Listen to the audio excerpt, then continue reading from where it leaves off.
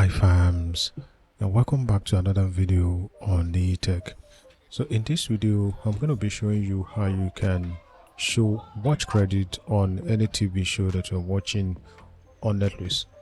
Now by default this feature is actually disabled, but here is how you can have it enabled on your Netflix.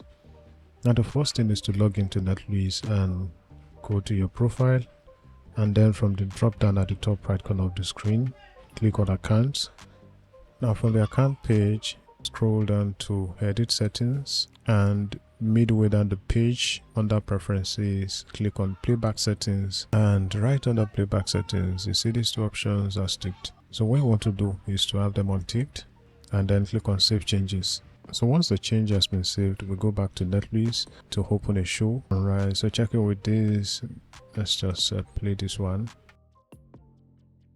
Now you can see that the watch credit is visible, and that's how to go about it. Thank you for watching the video. Kindly like and share, and also subscribe to the channel.